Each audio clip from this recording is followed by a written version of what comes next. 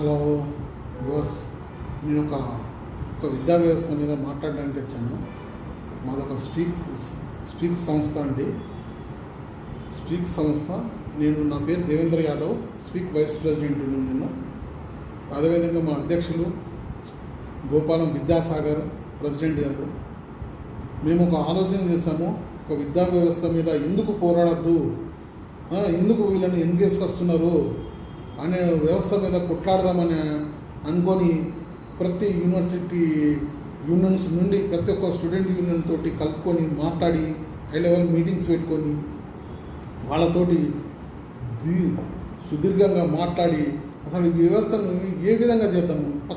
మన పక్కనే స్టేట్లు విద్యా వ్యవస్థలో ఒక బోర్డు మీద రాపిస్తున్నాయి, బయట ఎంత ఫీజు తీసుకుంటున్నాం అనేది ఒక బోర్డు పెట్టి ఆ బోర్డు మీద ఇంత ఫీజు తీసుకోవాలనేది, ఫీజు ఇంతకంటే ఎక్కువ తీసుకుంటే కాల్ చేయాలని ఒక నంబర్ ఇచ్చారు వాళ్ళు, టోల్ ఫ్రీ నెంబర్.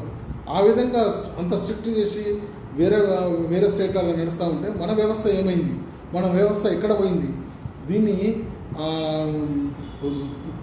విద్యా వ్యవస్థ ఎటుపోతుంది, ఎక్కడ పోతుంది, గాడి తప్పిందా ఏంది విద్యా వ్యవస్థలో. ఇది ఒక ఆలోచన చేయాలనేది మా ఒక కోరిక అండి. ఎందుకనంటే ఇప్పుడు పర్టికులర్గా మేము ఒక మిడిల్ క్లాస్ ఫ్యామిలీతోటి జీవనం సాగిస్తున్నాము. మేము పిల్లల్ని చదివించుకోవడానికి హైదరాబాద్లో గత 20 సంవత్సరాల నుండి ఉంటున్నాము.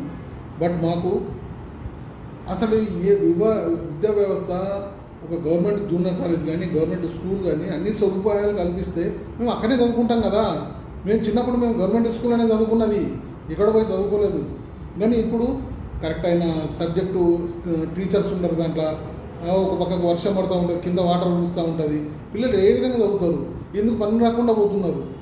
అటువంటి వాళ్ళేందో కింద మీద కష్టపడి చేసి ఏదో కార్పొరేట్ వ్యవస్థలో తీసుకొచ్చి వేద్దామనంటే దోపిడీ. చైతన్య నారాయణ విపరీతంగా దోపిడీ, వాళ్ళకి ఇంకా అండ ఎవరు కాస్తున్నారో తెలియదు కానీ అతను విపరీతంగా దోపిడీ. ఒక స్కూలు ఒక 10th క్లాస్ అబ్బాయి 1,50,000 అయిందండి, 2 లక్షలు అయింది. ఒక 10th క్లాస్ అబ్బాయి 8th క్లాస్ అబ్బాయి, ఒక చిన్న స్టూడెంట్ స్టార్టింగ్ ఫస్ట్ క్లాస్ అబ్బాయికి లక్ష రూపాయలు ఫీజు అయింది చైతన్య నారాయణలో. ఈ విధంగా దోచుకుంటున్నారు. దీన్ని ఎవరు అడ్డుకట్టేయారా, ఎందుకు వేయరు? ఇప్పుడు విద్య అనేది ఏ కార్పొరేట్ వ్యవస్థ చెప్పని, ఏ వ్యవస్థలన్నా చెప్పని, ఇది వ్యాపారం కాదు కదా విద్యా వ్యవస్థ అని అంటే. ఇది ఒక సోషల్ సర్వీస్ కదా, సోషల్ రెస్పాన్సిబిలిటీ కదా. దీని మీద ఎందుకు మాట్లాడలేకపోతున్నారు అదే అనేది మాకు వచ్చానండి. ఇప్పుడు ఇంజనీరింగ్ కాలేజీలు విపరీతంగా దోచుకుంటున్నాయి. ఒక్కొక్క కాలేజీలో పర్టికులర్గా విజ్ఞాన్ జ్యోతి అయితే 30 లక్షలు 40 లక్షలు డొనేషన్లు అంట. అసలు ఇట్లా ఏ విధంగా అసలు కౌన్సిలింగ్లో ఒక సీట్ ఇవ్వకుండా మొత్తం అమ్ముకున్నారు వీళ్ళు. ఏ విధంగా NRI కోటా కూడా అమ్ముకున్నారు, 30 లక్షలు అంటాయి. ఈ విధంగా అమ్ముకోవడం ఏంది? CBIT తీసుకో, MGIT తీసుకో. ఇప్పుడు మా పాపను నేను చెప్తున్నాను, నా పర్సనల్ ప్రాబ్లం ఏంటంటే, నేను మా పాపను ఒక ఇంజనీరింగ్ కాలేజీకి చదివించాలంటే ఈరోజు నేను 10-15 లక్షలు కట్టుకునే పరిస్థితి. ఇక్కడ కాలేజీ చెప్పియాలో తెలియదు. వచ్చి ఏదో అడ్డమైన కాలేజీలో చేపిస్తే దాంట్లో అసలు మళ్ళీ రోడ్డు ఇంజనీరింగ్ సర్టిఫికేట్ వస్తుందేమో కానీ బయటకు వచ్చి రోడ్డు మీద కూర్చుండాలి. ఏంది పరిస్థితి, దుర్భర పరిస్థితి ఏంది? ఇటువంటి పరిస్థితుల్లో ఇప్పుడు మాకే ఇట్లా ఉంటాయి. ఇంకా అసలు ఎంతోమంది ఏ విధంగా చదివిస్తున్నారు, తల్లిదండ్రులు ఏ విధంగా అప్పులు చేస్తున్నారు. ఉన్న చిన్న వ్యవసాయ భూమి ఎకరమో 2 ఎకరాలు అమ్ముకొని ఈ చదివేయడం అనేది ఎంత దారుణమైన పరిస్థితి. విద్యా వ్యవస్థ కానీ వైద్య వ్యవస్థ కానీ ఎవరైనా కానీ ఏ గవర్నమెంట్ అయినా కానీ కంపల్సరీ 100% ఉచితం కల్పించాలండి. ఉచితంగా కల్పిస్తే కదా అది అందరు చదువుకుంటే వ్యవస్థ మంచి అందాలి. విద్యా వ్యవస్థ కానీ ఆరోగ్య వ్యవస్థ కానీ ఇది ఒక నిర్మూలన ఇస్తే, దీని మీద ఒక బాగు చేస్తే పక్కా డెవలప్మెంట్, స్టేట్ డెవలప్మెంట్ అవుతుంది. ఇది ఎప్పుడైతే జరగదో అప్పటిదాకా మీకు డెవలప్మెంట్ అనేది ఇటువంటి ఏమన్నా చేసుకోరు. మీరు పెద్ద కాళేశ్వరం కట్టుకోరు, ఇంకా పెద్ద ఏదో కట్టుకున్నా కానీ ఆ వ్యవస్థ కరెక్ట్ కాదు. మీరు చేయాల్సింది ఏంటంటే గవర్నమెంట్ చేయవలసింది విద్యా వ్యవస్థ మీద దృష్టి పెట్టాలి, ఆరోగ్య వ్యవస్థ మీద దృష్టి పెట్టి ముందుకెళ్ళాలనేది నా మనవి అండి. దీని మీద ఒక పెద్ద ఎత్తున ఉద్యమం చేద్దాము అనుకున్నాము. దీని మీద ఏ విధంగా పెద్ద ఎత్తున ఉద్యమం చేసి సెక్రటరియట్ ముట్టడా, అసెంబ్లీ ముట్టడా చేద్దామనేది ఒక ఆలోచనతోటి ఒక రూపొందిస్తున్నాము దీని మీద. అందుకే మీకు ముందే ఇంటిమేషన్ గవర్నమెంట్కు మా తరఫున ఒక స్పీక్ ఆధ్వర్యంలో మేము ముందే చెప్తున్నాము. దీని వ్యవస్థను కొద్దిగా మీరు 10 ఇంతకుముందు చెప్పింది కూడా 10+2 చేసేస్తున్నాం అయిపోయింది అని అన్నారు.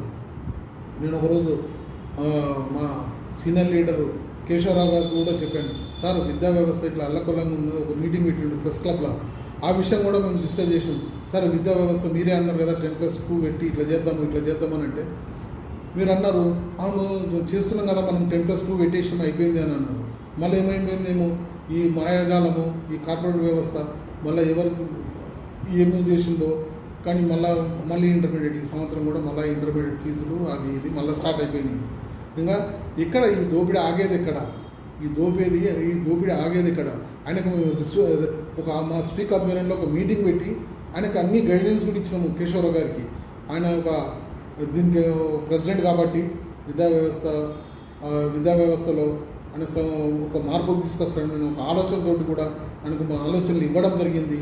ఆయన కానీ వీటిని పక్కన పెట్టి దీన్ని కార్పొరేట్ వ్యవస్థలన్నీ మేనేజ్ చేసినాయి అనేది అర్థమైపోతుంది. అసలు నేను కళ్ళతో చూస్తున్నా, నా పిల్లల్ని చదివించుకుంటున్నా, పిల్లలు చిన్నోళ్ళే ఇంటర్మీడియట్ చదివిస్తున్నా, ఇంటర్మీడియట్లో 2 లక్షల ఫీజు కట్టి చదివిస్తున్నా. ఎవరైనా చెప్పుకుంటే ఎంత దుర్భర పరిస్థితులు అని అంటే అర్థం కాదు.